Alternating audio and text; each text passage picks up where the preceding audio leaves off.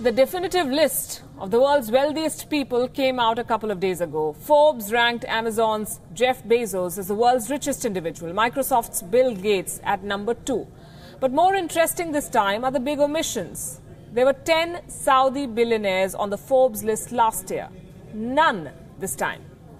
Forbes says that there's no way to estimate their wealth because they had to pay undisclosed sums to the state to win freedom from detention. Riyadh's glitzy Ritz-Carlton was a luxury prison for a reported 201 of Saudi Arabia's richest men in the last few months in what was called a crackdown on corruption.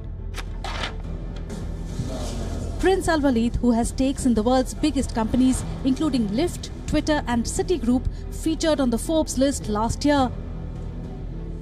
But this year his name has been wiped off the list. He's not the only one. 10 Saudi tycoons on the Forbes rich list last year don't figure this time round. Here's why. According to Forbes, Al-Walid and many others have been released, but checking out of the Ritz-Carlton cost billions.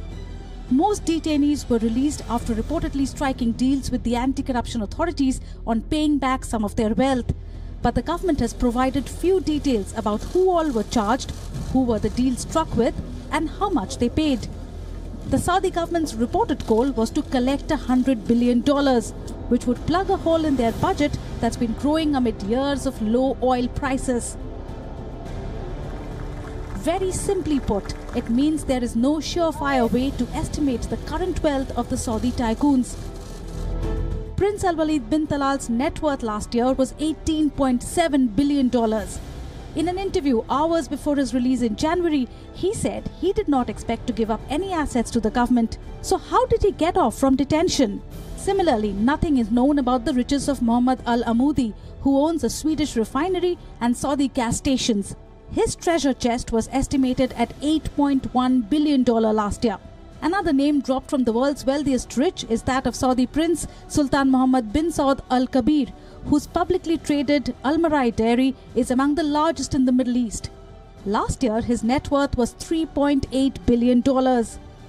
Forbes has said some of these billionaires may return to their rankings once there's greater clarity on their wealth.